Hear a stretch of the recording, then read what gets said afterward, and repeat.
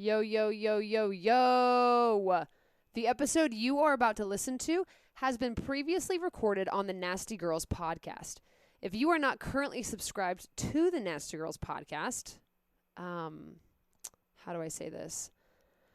Why not? And you should probably change that. But if you are subscribed to the Nasty Girls podcast, you're awesome. High five. So, without further ado, here is some incredibly inspiring information. Enjoy. Everybody can do thrusters if you're an RX athlete at 65. Even if you're a beginner, you could do a couple, right? But does that mean you should do it? So I'm always talking about that at our gym as like should and the could thing. Yep. You can do it, but should you do it? Yes. So with the percentage work,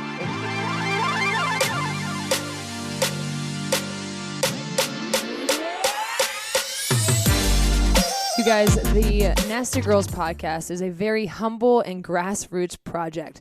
So please don't sue us. All the materials and recordings in this podcast are intended for educational purposes only and are not to be considered as a substitute for medical advice, diagnosis, or treatment. We love you.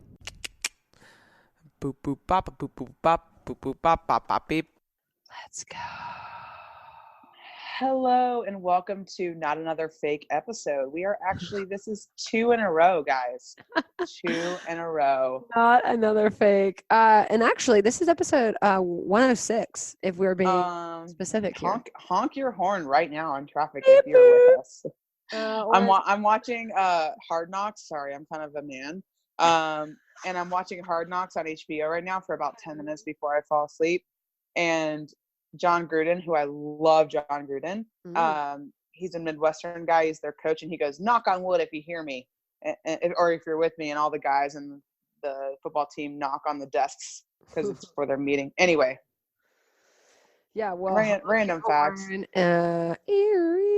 Whatever. It's Monday. Who cares? Let's come out black. Let's come out just strong. We're just, it's like, at the beginning of a season in football, maybe it's every game in football. I don't know. But you know how they make it like a big deal and like everyone runs to the tunnel and everyone's like, ah. Oh, yeah. That's what's happening right now. For everyone who's listening to this podcast, because it's Monday morning, they're running through the tunnel.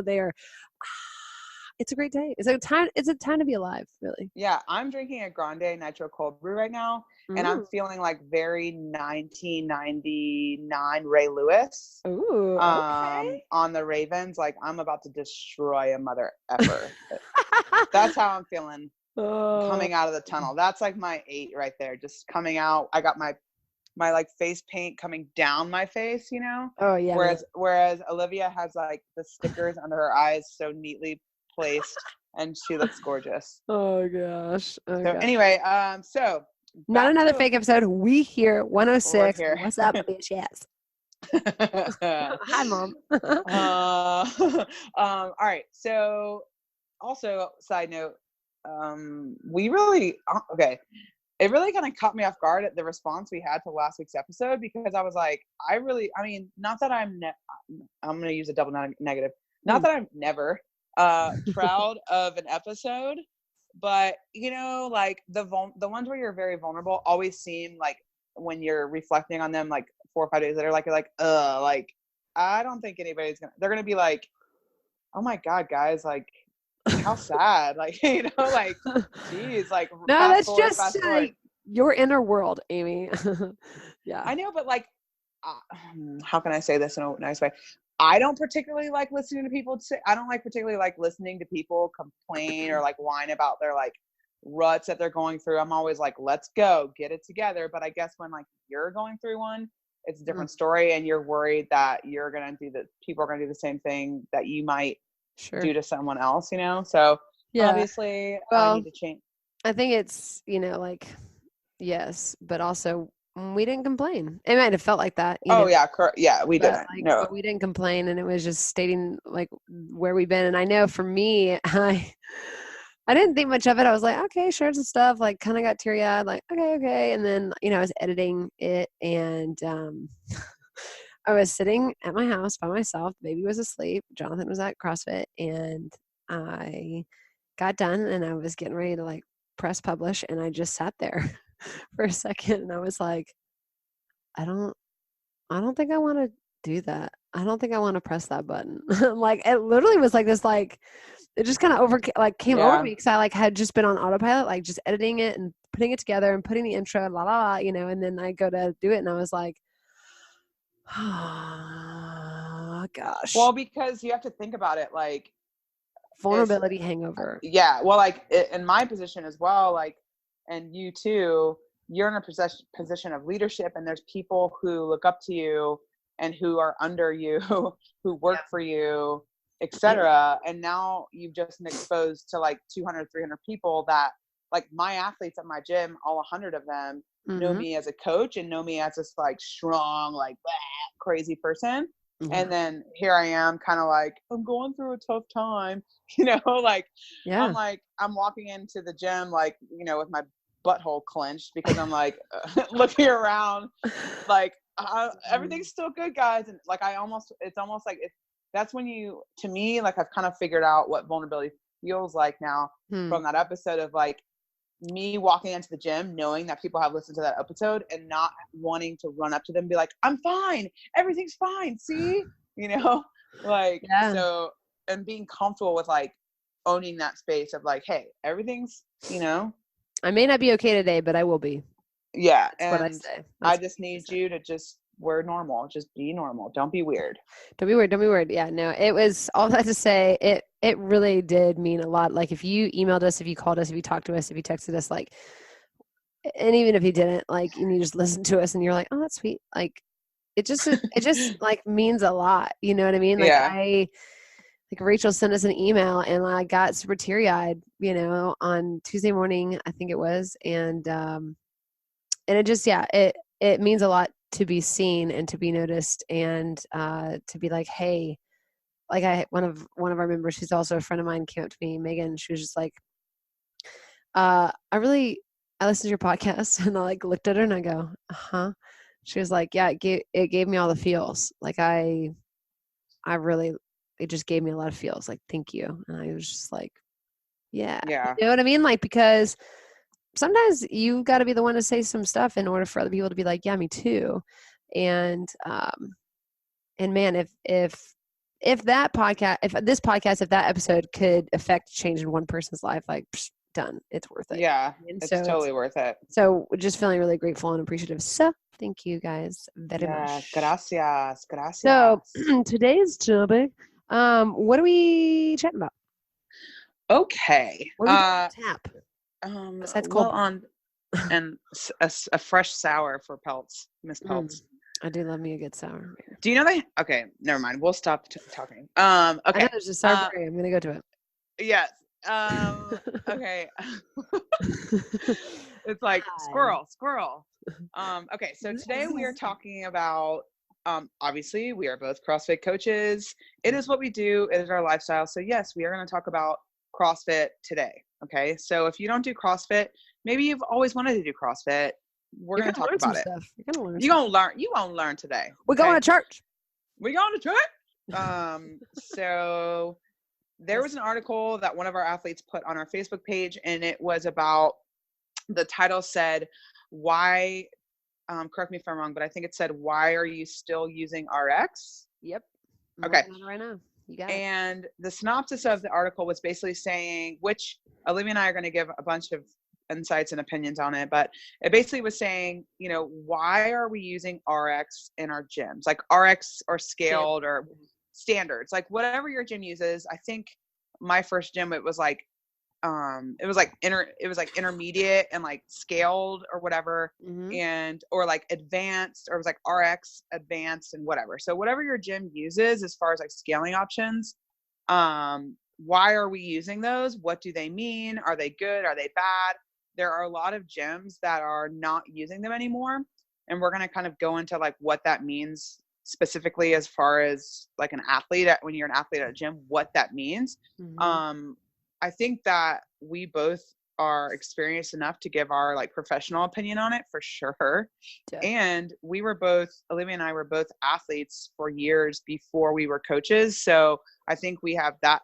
We were both beginner athletes and like, so Olivia and I have come from, yeah, girl, we were beginners. Okay. I got the pictures to prove it. Okay. Me, I melted into that bar. Let me tell you what. Oh my gosh. Dude, it's like, where's the bar? Oh my God. It disappeared in her freaking, oh my good Lord. Did she eat it? Because my front rack mobility was so bad. Oh my God. Anywho, so moving right along. So I think it's fair to say that we can also give our opinion in that regard, just because we were there as well. And then there's kind of like our other opinion, which is like the psychology of it. You know what I mean? Like we can get kind of like into The like, minds. yeah, you know, like why does that even matter? Like why are we even like, why are we having this discussion? Why are we having this discussion in the first place? Oh my gosh, I have a visitor. I'm going to put my phone on mute. You go ahead, Olivia. I love it. It's hey, live commentary, man. It's good. Yeah, so all of what Amy just said, and so we're going to link to this article so you guys can kind of check it out yourself. It's really well written. But a lot of the kind of the main kind of points that kind of came up, at least for me when I was reading it, was, you know, this kind of, hey, why are you programming your gym to reflect you know, just such a competitive nature, when in actuality aren't we all trying just to, you know, be more of a GPP, a general physical performance or preparedness. I think it's general physical preparedness is the technical term, which basically means I want to look good naked and I just want to be healthy and like come in, do my thing, and I got to go, you know, kind of thing. Right. Right. Welcome back. But with the competition piece of having like something like, hey, this is our RX standard. Hey, this is like our intermediate standard, or RX and scaled, or whatever was, and kind of to the author's point, whose name is what's her name? Alyssa. Was you know, if I prescribe my class, let's say the RX, you know, is 65 and or 135 and 95, right? That's a pretty standard like RX weight. So 135 for guys, 95 for ladies. If that's my RX weight, and for like, I don't know, back squats or front squats or whatever we might be doing, I think her reference is back squats or something. Then I'm going to have athletes in my class who have no business squatting that weight because it's too heavy for them.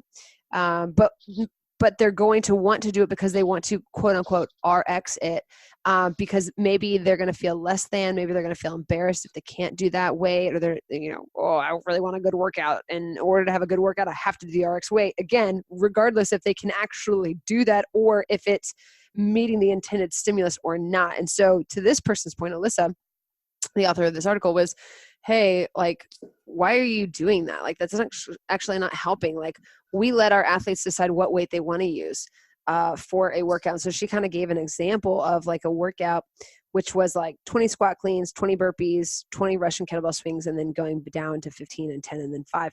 And she said, you know, in quotes, notice there are no weights listed, just the movements. The only place that weights are listed is for what we call the quote unquote competitor scale.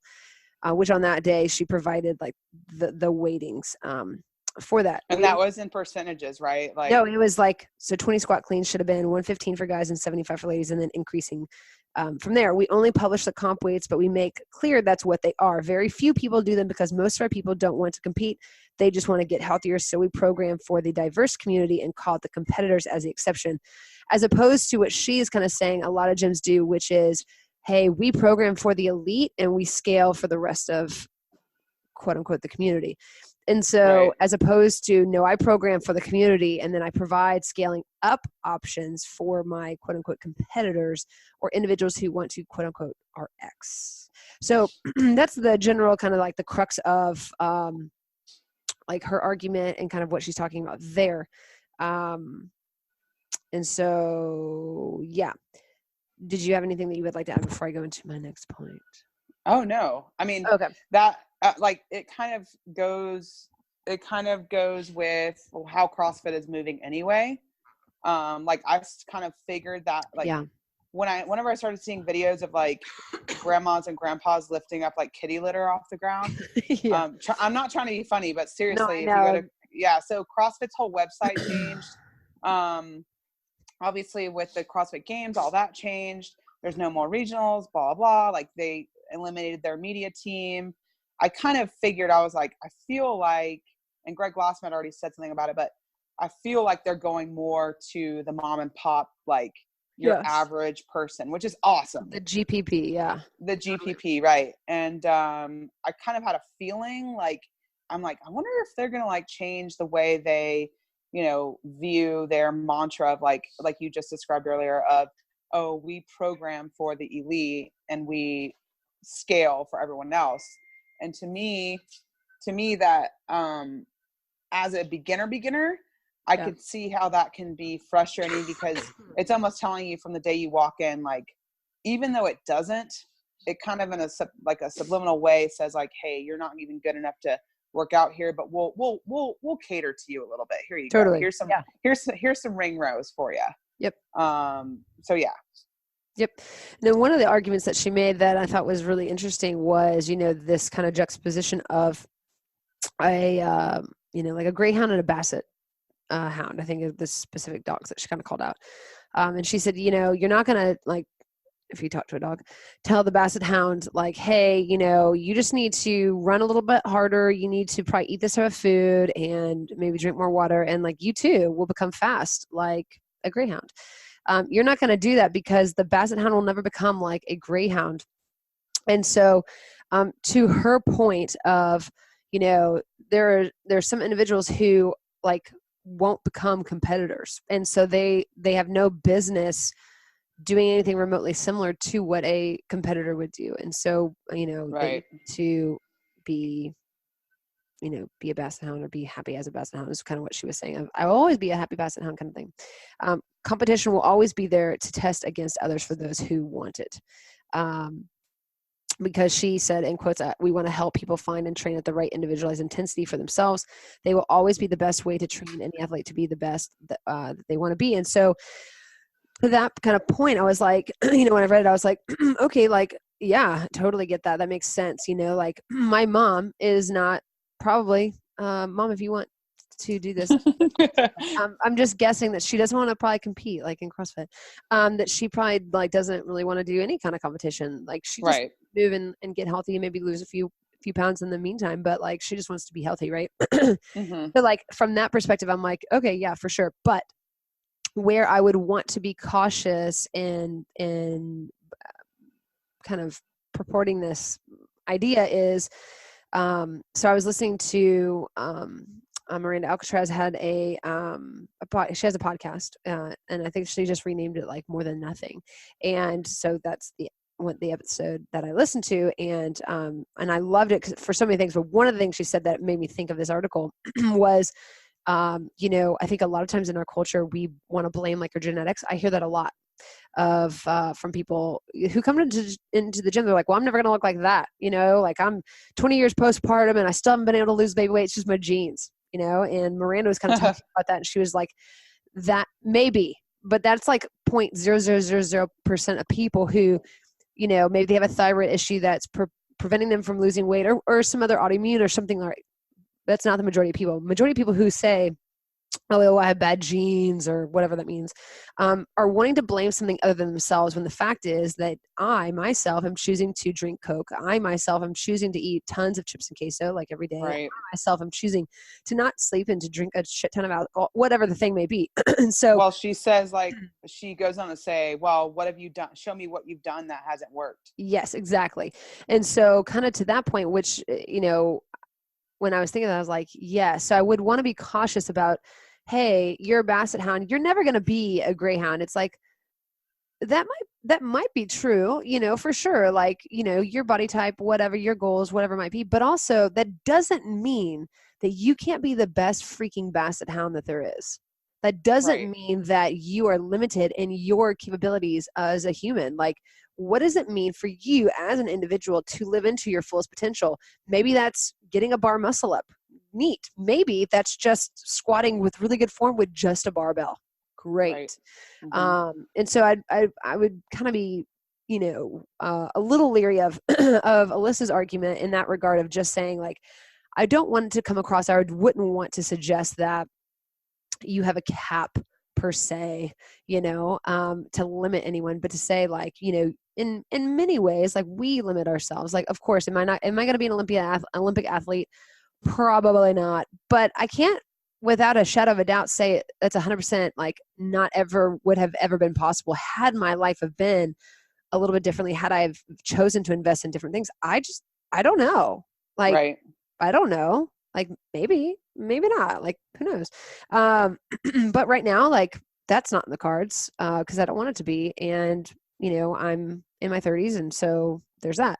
But Right. does that mean that I now should, resign myself to just, well, this is just the way that I am, and I'm just gonna, sit here or do very minimal work and whatever, because I'm never gonna be this thing over here? It's like, well, no. It's like, well, Right. what does it look like for me right now in this season of life, stage of life, whatever, to be the best variation of myself, Right. and whatever that might mean. And that's going to look different 2 years from now, like it did 2 years ago. Like 2 years ago, I did the best. I thought I was doing the best that I could, but now it's like, I'm actually more fit now in my postpartum state than I was prior to. It's like, well, how is that possible?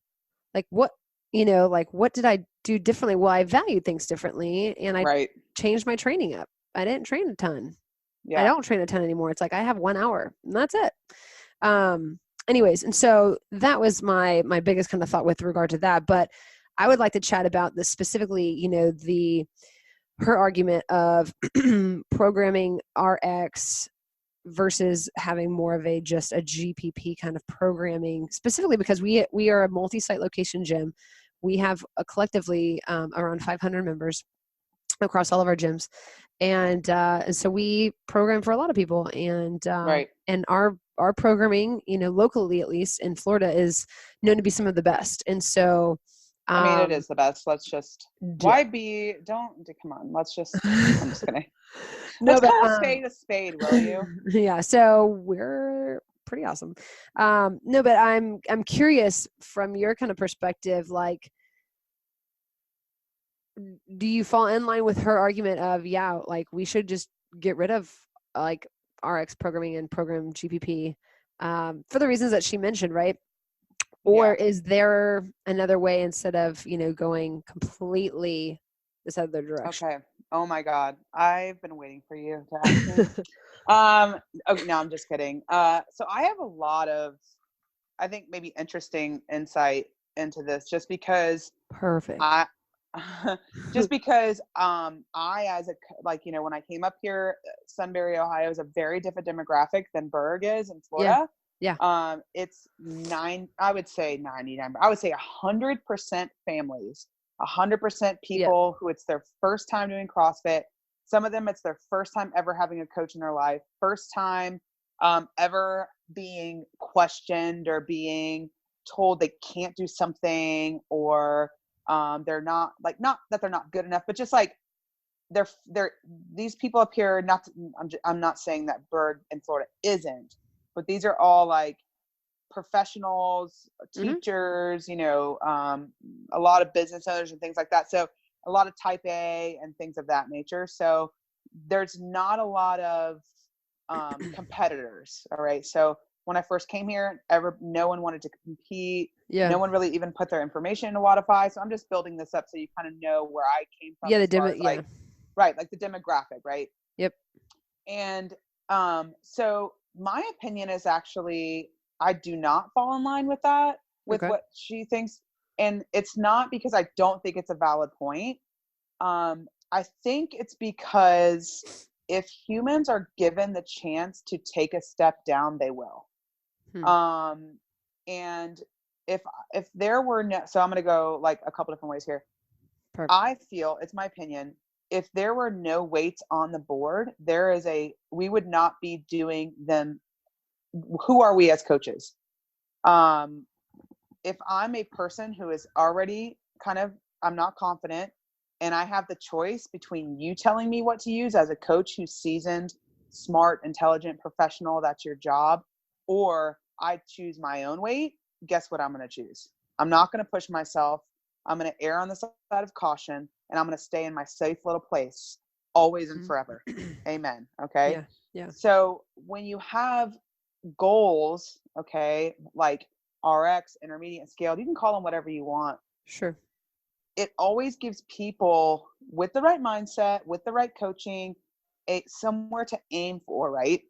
And with our gyms, I think we do a very good job helping people scale to where they don't think they're less than anyone else.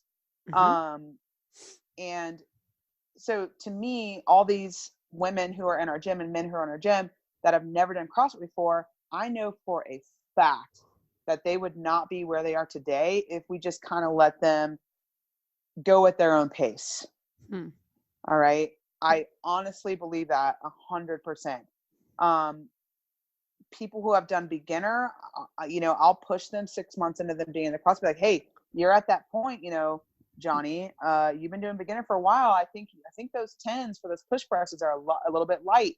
Maybe next time try 15s. Even if intermediate starts at 25, he's now challenging himself a little bit more. Whereas he may have been using those 10s forever. And I think that's where a lot of fitness programs go wrong, like Orange Theory and things like that, is where there's no like star to reach for. Sure. So another kind of tangent that I can go off that is, as a coach, I am very confident, and I've gained this over time. Trust me. I was not like this when I first started, but if you cannot coach your athletes into a correct scaling option, what the F are you doing?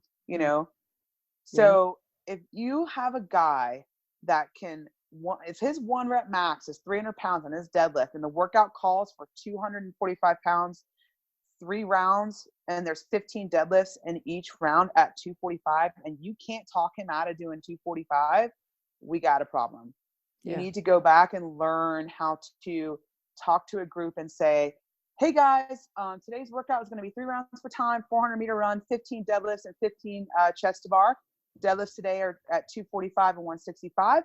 So let me just give you a little bit of a, if you're trying to think about weights here, if this is over 60% of your 1 rep max, let's go ahead and scale down to either intermediate or somewhere in between. All right, guys, let's go grab our bars. Let's get them ready. I want to see 3 weight changes before we start the workout. And at that moment, I'm walking around and looking at everybody's form. And I see Johnny in the back.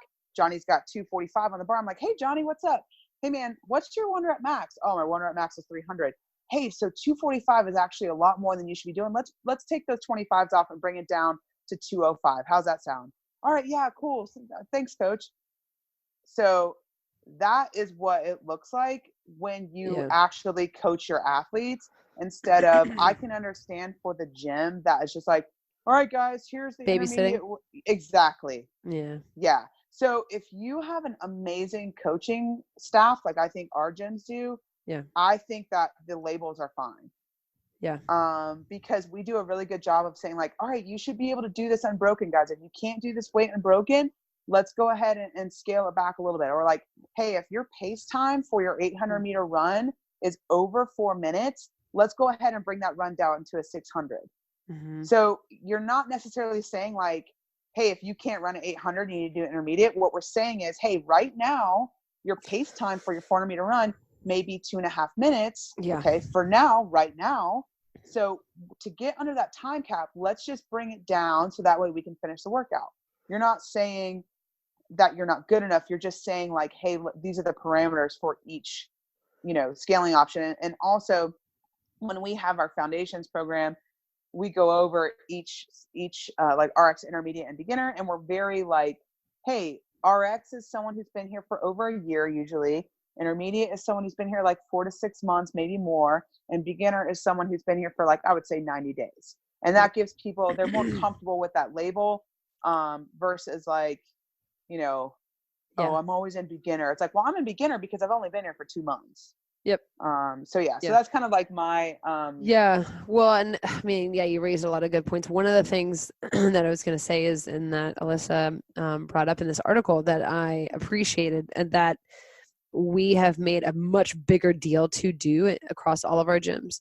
And I think is really important, and kind of speaks to what you were talking about of scaling for your athletes, which is, what is the stimulus, or what is the point of the workout? Because the point of every workout is going to change. It isn't about If you think that every single workout is just how hard and how fast you can go and it's a sprint, then you are just like, there's just not the You point. better have You're you better have some good health insurance. You know what I'm yeah, saying? you're You better have like, that Obamacare like to the max. because that's why you're getting insured. It's, or you're not losing weight, either one. yeah, yeah, Or either a million different things. yeah, fill in what you're not doing, what you're not like, what you're not getting goal wise, and that's why. But no, and so like, if we lose the intended stimulus, then it's like, well, shame on me, right? Like, it's Okay, down. can you, for those of the people out there that have no idea what you're talking about when you Yes. say stimulus, can you give an Let example? me break it down. Break it on down, sister. Break it down from this last week. So when I was coaching, so we had a skill. It was a 16-minute EMOM. So every minute on the minute for 16 minutes. Oh, Lord Jesus. It was hard. You were doing different movements, right? So the point. So right now we are in. We do cycles at our gym, and the cycle that we're in right now is preparing for the open. So we're working on things like different movement patterns, cycling, higher volume, more body weight, dumbbell stuff that we've basically have seen in the open, and wanting to work on those things.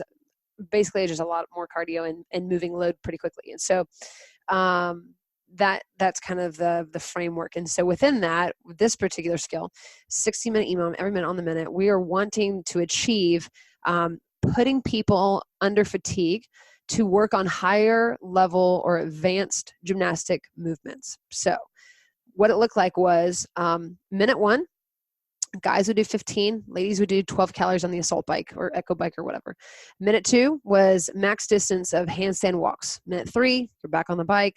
Minute 4, you're doing max double unders. Now, a lot of our members they don't know how to handstand walk, so they're like, whatever. And so I actually had this conversation with one of our members on Tuesday night, and she was like, I'm not really good at handstand walking. Like, I have a hard time like kicking, like getting my feet over my center line of my body, and I just am really scared about it. Like, should I just do shoulder taps? Now, granted, this is an athlete who, like, she'd been doing shoulder taps for a long time, And so I told her, I was like, well, the point of this particular skill is to get you to work on advanced movements, whatever that might mean for you, under fatigue. So I think you are quite ready to work on handstand walks under fatigue and not work on shoulder taps, because you always do shoulder taps. And that is exactly what she did. And so, and some of our members like can't do double unders. So I'm like, great, practice your double unders, because the point of today's skill is to work on these movements under fatigue. And Right. so that's what I mean by that. And so, and then we had some people who were like, cool, I can't handstand walk. And so we scaled the variation of the shoulder taps for them, because they can't, maybe they can't get as close to the wall on their wall walks and doing the shoulder taps. And I was like, great, I don't care how close you are to the wall or not. Like, if this is difficult for you, like, just hold a handstand hold, like work on that under fatigue. You know what I mean?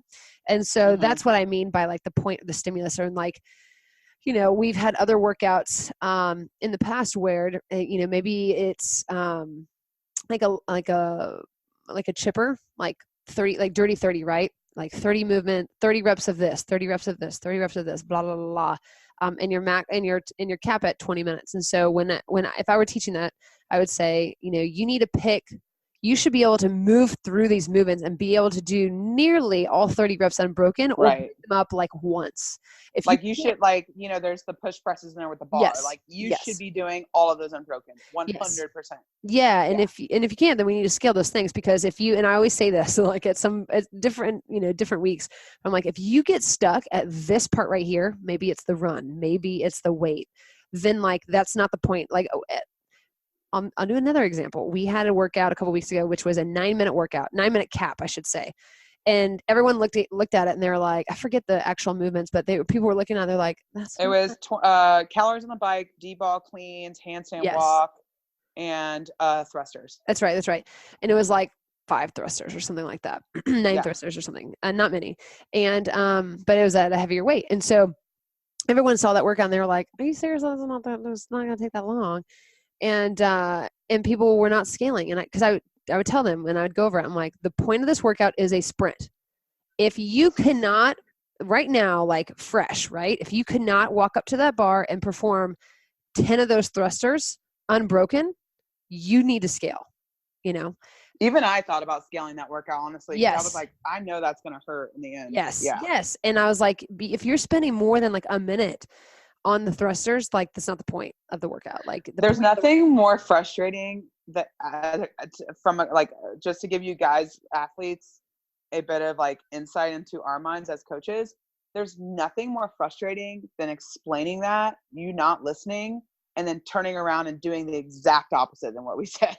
And then usually there's literally nothing the workout being whatever. There's It's like nothing more frustrating. Yeah. Nothing more frustrating. And so that's what I mean by like the point of a workout or the stimulus. And so if your coach is not going over the stimulus, you should ask for sure. Be like, hey, just a quick question. Like, can you tell me like what's the point of today's workout? And if they look at you like, what do you mean? Then like you maybe want to find another gym, or at least talk Move to St. Pete, or at least talk to like the coaching staff, right? And be like, hey, like it'd be really helpful to know, like, because not every workout is just go hard and blow up. It's like, no, that's not the point, right? There's some workouts where it's like, no, you got to be strategic about moving and pacing, because you're in it for 40 minutes. It's a 40-minute long workout. So if you go balls to the wall the first round, like you're screwed.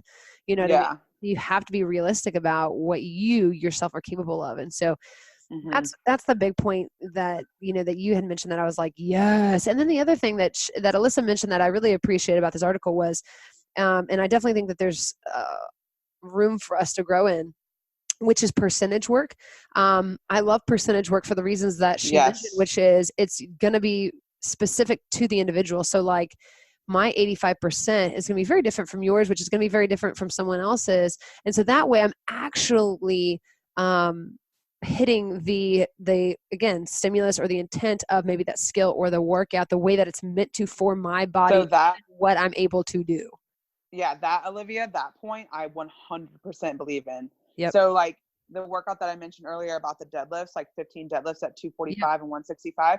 So there's this like mantra that people have that haven't done CrossFit before that don't understand, like, this is a sport, guys, just like basketball, just like baseball.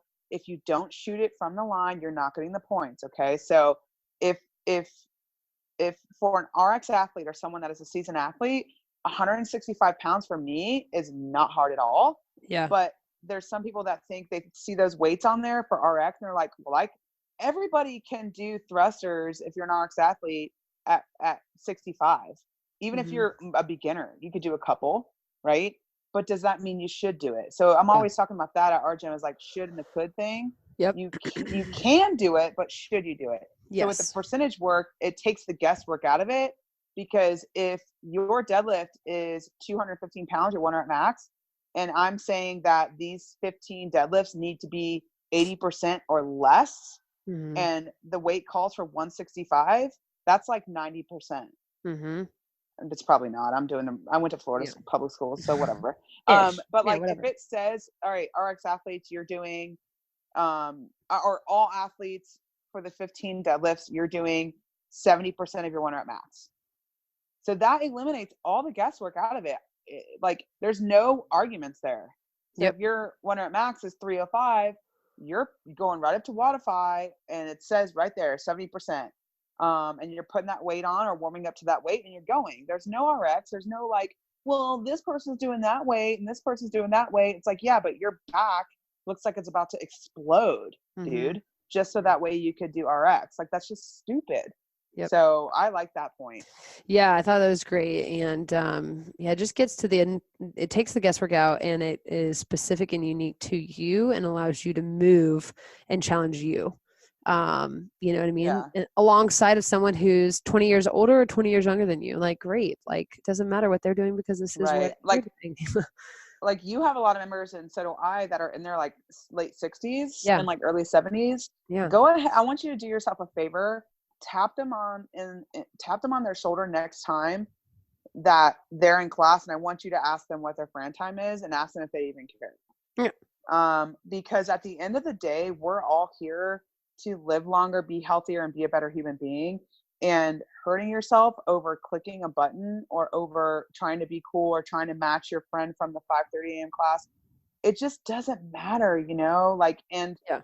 as coaches, we want what's best for you. And there's a lot to be said about being coachable and allowing your guard to come down. And this is me 5 years later. I was not a very coachable athlete when I first started because I just, like, you got to learn how to be coached, and allowing your coach to coach you goes a long way. We've coached hundreds of athletes, so we have a really good idea of what the best way to go from is. And there's a reason why we're not allowing you to do something, because you probably haven't developed that capacity yet, and we don't want to see you blow out your shoulder. Okay. Mm-hmm. So I think that the best thing you can do is just have a conversation with your coach. Be like, hey coach, I really want to push myself, but I don't want to get injured. Can you just keep me more accountable? And I've had conversations with athletes at the gym where they come up to me and said, hey, I want you to tell me when I'm not doing something right. And I want you to come over to my bar and take the weight off. If you think my form isn't right, you come tell me. And I really appreciate that. And I'll go be like, hey man, like, I don't think this is a workout for you to RX on. Is that cool? Like, I think you're great. I think you're doing awesome. But like, you're really flirting with disaster with those thrusters at the end of that workout. And just paying attention to, just because you finished under the time cap doesn't mean you fully, did what the stimulus was. So just paying attention to your coach and paying attention to in class and what your goals are, right? Whatever your goals are. I think Ben Bergeron talks about that a lot, is like, are you going to the CrossFit Games? No. Yeah. Are you competing in a RX level? My dog is snoring right now. I don't know if you can hear him. Are you competing in an RX level competition? No. So then what you are doing right now doesn't align with your goals. Yeah. So like, let's talk about it. And that's kind of like where the psychology comes in of like, there's some ego that we need to figure out, and, For sure. Yeah. And like, you're not competing every single day. That's dumb. You know what I mean? Like, it's like you said, it's a sport. So it's like, I'm not playing a basketball game every single day or even multiple times a day. You know what I mean? I train. I do train every day to play a game, maybe once a week, maybe a couple times a week.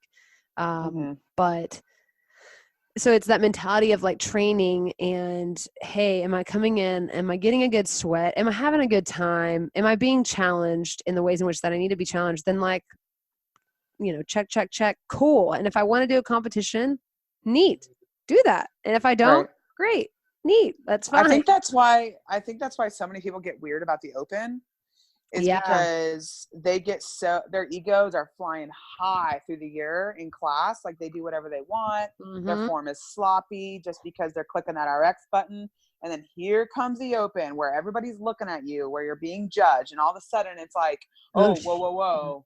I can't do the open. I don't want to give CrossFit my $20. Oh, is that the reason? Yeah. And we talked about this before we hit record. Was, I think we are so afraid of being held accountable these days. We're so afraid of being called out. We're so afraid of being uncomfortable as friends and as like our individual goals as athletes, that like we've kind of become soft. It's like as a coach, I feel like sometimes I'm forced to be a lot, I don't want to say nicer, but like, I'm a coach, man. Like, if you look at a basketball team, their coach is on the sideline screaming their head off at their athletes, right? Yeah. And I'm not saying I'm doing that, but sure, I've had to get more comfortable with walking up to someone. I had to literally do this 2 days ago. We were 2 minutes into a barbell cycling like skill. Okay. Yeah. I had gone over everything. I'd gone over the stimulus. I'd gone over, guys, we need to use that clock. Don't jump too high. This is a very hard movement. It's going to be, you're holding onto that barbell for about 15, 20 seconds. This person it's a male, and he had 135 on the bar within 2 minutes of me starting that clock for a 16-minute. And I almost lost my mind. I was like, what are you doing? I was like, either you take the weight off or I'm going to take the weight off. And like, not to sound stern, but that is how serious I am about you not blowing your back out right now. Yeah. Like, it may sound kind of rude, but you're going to thank me later when you're able to work for the next year, because that's a stupid mistake. And as your coach, it's my job and my duty and my responsibility to keep you safe. And you completely ignored everything I said. So yeah, you're going to get it. You're going to get a little mouthful. And that's, I cannot apologize for that. Yep. I can't apologize for that. So I think as coaches, we just need to be more, I think that like with that article made me think like, you know, like in my brain after I read it, I was like, I think we've become a little bit soft as coaches, you know, like there's nothing wrong with like stepping up and you know, I've heard you do this before, Olivia, where you're like, guys, if your hands fall before that line, or if you don't touch that knee on those lunges, it is a no rep. You know what I mean? Yeah. I think that a lot of coaches in their average gyms have become soft, and we need to step up our game, and there's nothing wrong with it. Yeah, no, absolutely. And yes, and amen to all of that. But, and also like, I see this a lot in working with my clients of, you know, being like, well, did you know, maybe they're having an issue with a friend or spouse or whatever it might be. And I'll say, well, did you tell them? You know, or did you like call that out? Because we're talking about it, and it's obviously it matters. It's taking up time, right? And and usually it's like, no. I'm like, well, why? They're like, is that my place? Like, I don't know if that's my place to say something like that. That's kind of like harsh. I'm like, well, who else is gonna say that? Yeah. Like, you are their best friend. They told you whatever, that they don't want to do whatever. And then you watch them do the thing that they said that they didn't want to do. So like, there's no, you have to ask the question. Like, if you are their best friend, like they've invited you into that space. Now they can choose to say, you're being an asshole, or I don't, no, thank you. Or, you know, whatever, back off. And that's up to them, how they choose to respond. But like, you're not loving them any better by not saying something and just turning a blind eye. Right. You know what I mean? Whether it's your spouse, best friend, whatever. It's like, well, you don't need to be a butt about it, but you can be like, hey, like, I know you mentioned, you know, that what, I don't even know, but like pick something, you know, I know that you mentioned that, you know, for this month that you didn't want to drink anything. And I saw that you went out and like, it looked like you had a lot of fun, but you looked like you were also drinking. And so I just wanted to like check on that. You know? Damn, and, dude, shout out to friends for doing that, because that is tough. And you yes, gotta, it like, is. It's hard, but like, but also it's like, well, what's the worst that's going to happen? They're going to be like, no, I just don't care, or, you know, like whatever. But it's like, I doubt that they really have anyone asking any hard questions, because I think that in a lot of ways, like, well, you do you, boo-boo. Like, who am I to say that that's not good or not? It's like, well, yeah, if I'm not in relationship with that person, then like, don't be judgy pants, whatever. But like, if I'm in relationship with that person, I have more than any right to say, hey, like, I want to, you know, just wanted to ask you about this, because I know that you've mentioned that you didn't want to be this way, but like, it seems like, you know, might be going on, you know? Yeah.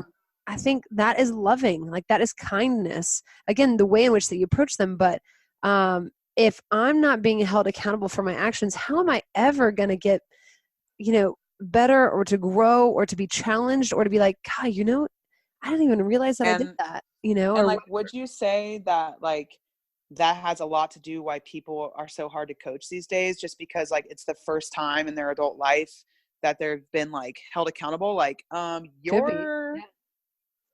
so Yeah, it very well could be. So, I mean, you know, as we kind of wrap up, just to, you know, I wonder, as you were listening, if there is anyone in your life that you're like, yeah, you know, like I've been wanting to talk to this person about this thing, or I've been wondering why they're doing that, because that goes against their core values. That goes against like everything that they're representing, or whatever it might be. It's like, if you have that person or those persons in your mind, like, what is truly keeping you from just asking them a question and holding up the mirror? Because as much as I don't love it when someone does that to me, when I can get past my own ego and my own stuff, I'm like, you know, I'm really grateful that you said that, because I don't want that to be the perception that I'm giving off. Or golly, like, yeah, I did say that, or I did do that, and I don't want to do that. Like I told you I didn't want to do that for a reason. Like obviously I am not very serious about it because I did it, or whatever. And so to be held accountable and to be loving in that,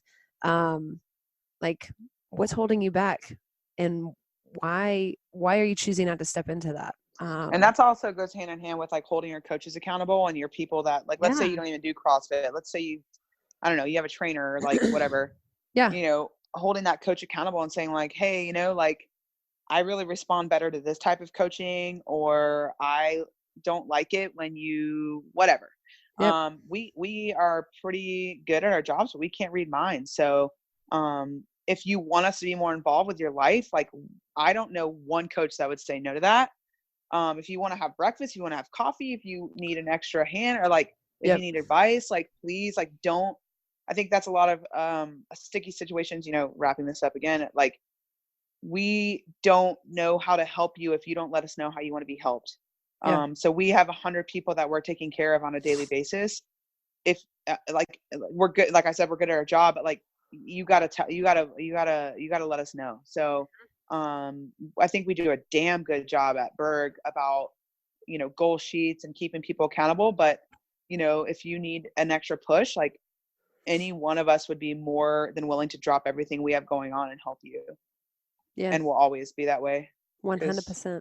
We love you. We love you. Yes. And we're sorry if you're not members at our gym because like, what I'm saying? Like we got some badass athletes, and our programming, by the way, this is not an ad, # not an ad, but if you were curious about Burg's programming, we actually you could subscribe to it on a monthly subscription. So distance coaching. So DM us if you want information about that.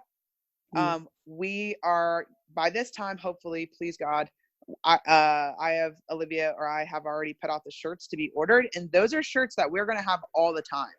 Yes. So it's not going to be like a limited amount. So anytime you want a shirt for whatever reason, one for every day of the week, you can order those anytime. So we will be setting those up shortly. I'm just finishing up the final touches with the printing company here in town. So sweet. I love it. And I love you. Thank you so much. I love you, man. So like I said, we're going to have this article linked in the show notes. Read it for yourself. Shoot us an email, write us back on Instagram, whatever. But we would love to hear what you think about it. If you think we're whack, well, I think you're whack. No, I'm just kidding. No, we would love to hear what you think and have some good fodder, as I say. But until then, I'm gonna see you cats on the cool side of the pillow. Ooh, I have no witty comeback for that, but I'll holla. Okay, bye. Bye.